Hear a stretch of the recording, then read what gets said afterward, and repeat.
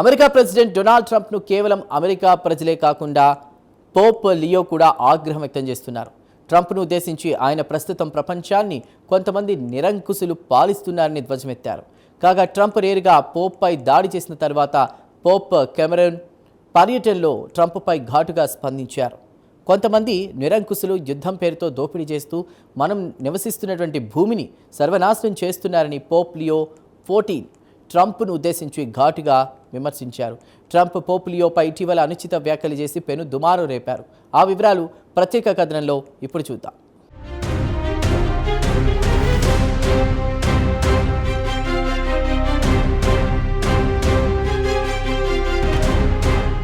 America president Donald Trump యావత్ ప్రపంచాన్ని కంటి మీద కునుకు లేకుండా చేస్తున్నాడు. అధికారంలోకి రావడానికి ముందు ఇక నుంచి యుద్ధాల జోలికి పోమని, ఇతర దేశాల్లో జరుగుతున్న యుద్ధాల్లో తలదూర్చమని కల్లిబొల్లి కబుర్లు చెప్పి ప్రస్తుతం ప్రపంచంలోని పలు దేశాల్లో జరుగుతున్న యుద్ధాల్లో జోక్యం చేసుకుని అగ్నికి ఆజ్యం పోస్తున్నారు. ఇక తాజాగా ఇరాన్పై కయ్యానికి కాలు దువ్వి టెహ్రాన్ను ధ్వంసం చేశారు. బదులుగా ఇరాన్ కూడా అమెరికాకు గట్టి బుద్ధి చెప్పింది. ఇక స్వదేశంలో ట్రంప్కు వ్యతిరేకత ఊపందుకోవడంతో ఆయన కాస్త తగ్గాడు.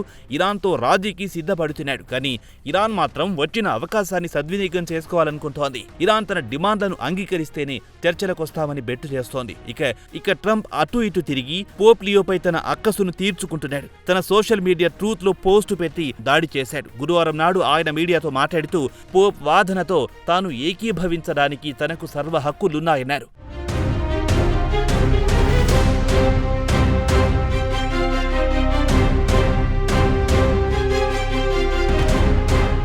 పోప్ తనకు నచ్చిన విషయం చెప్పుకోవచ్చు, తనకెలాంటి అభ్యంతరం లేదు.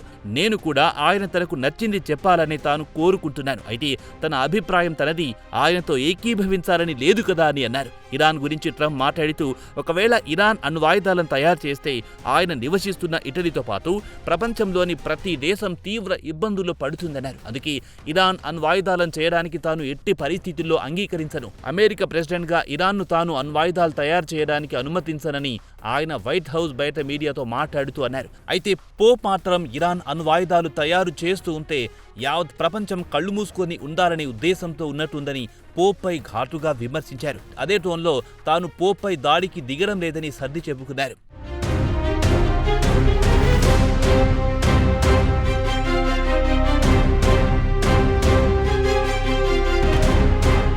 కాగా ట్రంప్ లాస్ వేగాస్కు వెళ్లడానికి ముందు వైట్ హౌస్లో మీడియాతో మాట్లాడారు.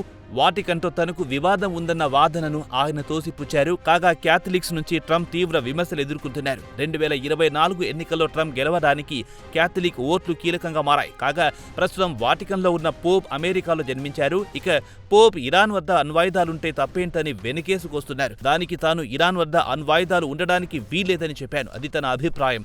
ఆయనతో ఫైటింగ్ చేయడం లేదన్నారు ట్రంప్. ఈ వివాదం ఇలా కొనసాగుతుండగానే ఆన్లైన్లో ట్రంప్పై దాడులు మొదలయ్యాయి. రాజకీయ పరిశీలకులు మాత్రం పోప్ ఇరాన్ వద్ద అణ్వాయుధాలుంటే తప్పేంటనే కామెంట్ చెయ్యలేదని చెబుతున్నారు. ఇక ట్రంప్ విషయానికి వస్తే ఆయన వ్యాఖ్యలు రెచ్చగొట్టే విధంగా ఉంటాయి. చిలువలు పలువలు చేస్తూ మాట్లాడుతుంటారు. తాను క్రిస్టియన్ అని, సువార్తను పాటిస్తానని ట్రంప్ అంటుంటారు. అయితే దుష్టబుద్ధి గల ఒక దేశం వద్ద అణ్వాయుధాలు కలిగి ఉండడాన్ని ఎంతమాత్రం అనుమతించకూడదు. ఒకవేళ ఆ దేశం వద్ద అణ్వాయుధం ఉంటే దాన్ని ఖచ్చితంగా ఉపయోగిస్తారు. లక్షలాది మంది ప్రజలను చంపుతారు. ఇరాన్ ప్రభుత్వం గత కొన్ని నెలల్లోనే తమ సొంత ప్రజలను 42,000 మందిని చంపిందని గుర్తు చేశారు.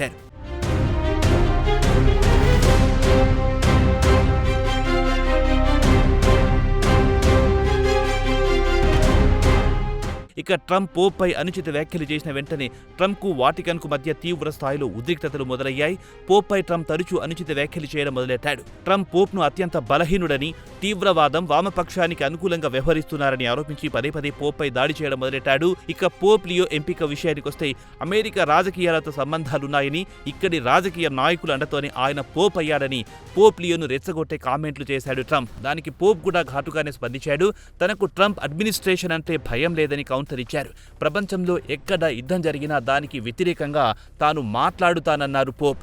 ట్రంప్ లాంటి వారి వల్లే ప్రస్తుతం యుద్ధాలకు తావిస్తోందన్నారు. దీనికి ట్రంప్ స్పందిస్తూ తాను పోప్పై ఫైట్ చేయడం లేదు, పోప్ అభిప్రాయాలను తాను వ్యతిరేకిస్తాను, ఆయన వాదనను వ్యతిరేకించే హక్కు తనకుందన్నారు. ఇది నిజమైన ప్రపంచం, దారుణమైన ప్రపంచం. ఇరాన్ వద్ద అణ్వాయుధం కలిగి ఉంటే ప్రపంచ శాంతికి ముప్పు పొంచి ఉన్నట్టే అని ట్రంప్ పోప్కు గట్టి కౌంటర్ ఇచ్చారు.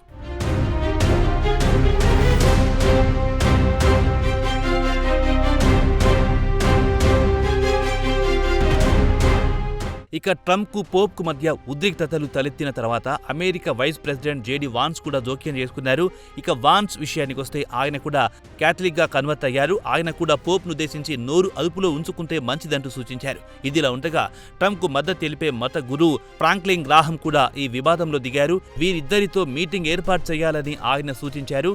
మత స్వేచ్ఛకు ట్రంప్ చేసిన కృషికి పోప్ లియో ఆయన కృతజ్ఞతలు తెలియజేయాలని పోప్కు సూచించారు. ట్రంప్ అసలు సిసలైన క్రిస్టియన్, జీవితాంతం ఆయన అమెరికాకు ప్రెసిడెంట్ గా ఉంటారు. ఇద్దరి మధ్య ఒక మీటింగ్ ఏర్పాటు చేసి పోప్ ప్రెసిడెంట్ ట్రంప్ కు ధన్యవాదాలు తెలిపే అవకాశం కల్పించాలన్నాడు గ్రాహం. ఇదిలా ఉండగా ఇరువురి మధ్య వాద ప్రతివాదనలు కొనసాగుతుండగా పోప్ మాత్రం ట్రంప్ పై తీవ్రమైన వ్యాఖ్యలు చేశారు. ఈ ప్రపంచం కొంతమంది నిరంకుశుల చేతిలో సర్వనాశనం అవుతోంది. మతాన్ని, దేవుడి పేరుని దుర్వినియోగం చేస్తూ యుద్ధాలకు దిగుతున్నారని ట్రంప్ ఉద్దేశించి చురకలందించారు. ఆఫ్రికాలో పర్యటిస్తున్న పోప్ తమ రాజకీయ పబ్బం గడుపుకోవడానికి కొందరు రాజకీయ నాయకులు తమ మిలిటరీని, తమ ఆర్థిక వ్యవస్థను దుర్వినియోగం చేస్తున్నారు. యావత్ ప్రపంచాన్ని మలినం చేస్తూ అంధకారంలో నెట్టేస్తున్నారని పోప్ కూడా ట్రంప్ కు గట్టిగానే కౌంటర్ ఇచ్చాడు. దేవుడు సృష్టించిన ఈ భూమిని రాజకీయ నాయకులు తలకిందులు చేస్తున్నారు. ప్రతి ఒక్కరూ నిజాయితీగా, మనస్సాక్షిగా ఖండించాల్సిన సమయం ఆసన్నమైందన్నారు పోప్.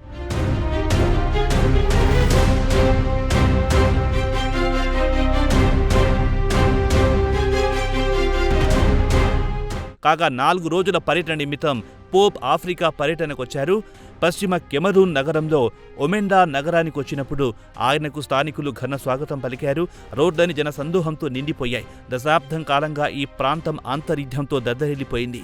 ప్రస్తుతం యావత్ ప్రపంచం మొత్తం హింసతో నిండిపోయింది. లియో అధ్యక్షతన జరిగిన ఒక శాంతి సమావేశంలో మాంకోన్ సాంప్రదాయ అధిపతి ఒకరు, ఒక ప్రెస్బిటేరియన్ లేదా ప్రొటెస్టెంట్ క్రిస్టియన్ మధ్యవర్తిగా, ఒక ఇమాం, ఒక క్యాథలిక్ సన్యాసిని కూడా పాల్గొన్నారు.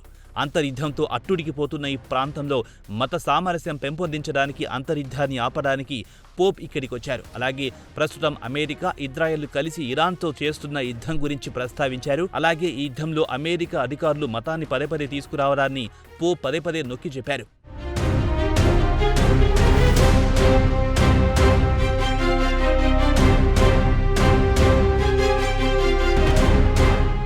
ఇక పోప్ పర్యటిస్తున్న కెమెరూన్ విషయానికొస్తే 2 ఆంగ్లోఫోన్ ప్రాంతాల మధ్య సంఘర్షణకు దారితీసింది.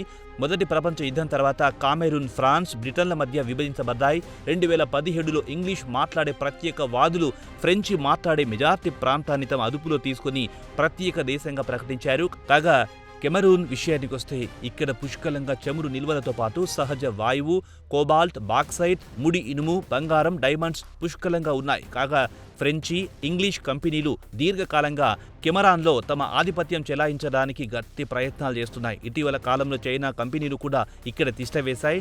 కెమెరూన్ తూర్పు ప్రాంతంలో బంగారు గనులు పుష్కలంగా ఉన్నాయి. ఇదిలా ఉండగా లియో రాక సందర్భంగా ఫైటర్స్ 3 రోజుల పాటు యుద్ధానికి విరామం ప్రకటించారు.